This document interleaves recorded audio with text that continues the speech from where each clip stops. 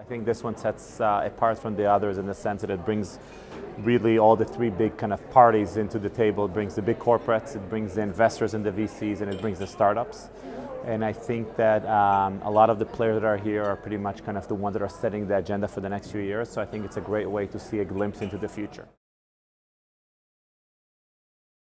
I think a lot of things are happening in food tech now. I think the industry is changing, as we all know. Innovation cycles are much shorter. There's a lot of new startups coming into the industry. A lot of them are getting traction. Consumer preferences are changing quite quickly.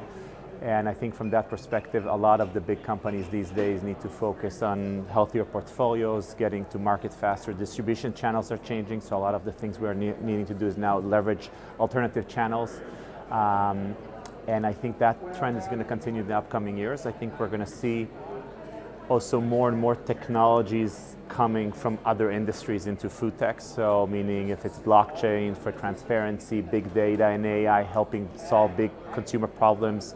And I think that trend we're going to see happening more and more. And also on the entrepreneur side, we're going to see more entrepreneurs coming from adjacent expertise such as pharma, biotech, and basically pivoting into food and bringing some of those expertise into the food tech industry. I think, first of all, there's never been a better time to be a startup entrepreneur in the food industry than today, because I think that consumers like to work with food, they like to buy small food brands. I think distribution channels enable foods brands today to talk directly to consumers, and a lot of retailers are open to work with small startups. But at the end of the day, I think for a startup to get quickly traction, I think is the number one thing is actually to understand what problem they're solving, and assuming they're solving an unmet consumer need in a good way. I think that's going to be a long way out. And I think the second thing is just putting themselves out there, starting to sell, getting feedback from consumers, improving, and then scaling up. I think scaling is important, but I think we see a lot of startups that sometimes scale up too quickly, and then things go wrong. So I think it's always kind of just getting the learning, scaling, iterating, scaling more and more. And of course, at the end, either becoming a big independent company or getting bought by a big company like ourselves or some of our peer companies.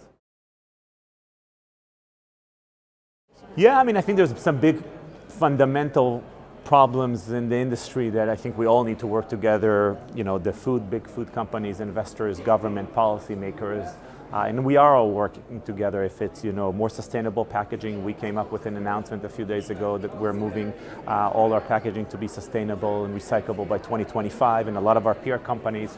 The same is about food waste, the same about improving our nutritional profile, reducing sugar. We also announced that we're going to launch next year our chocolates in the UK, like the beloved Cadbury Dairy Milk with 30% less sugar. So these are the right things to do for consumers, and these are things that we all need to work together as an industry, and we're doing that, and hopefully we'll continue to do that.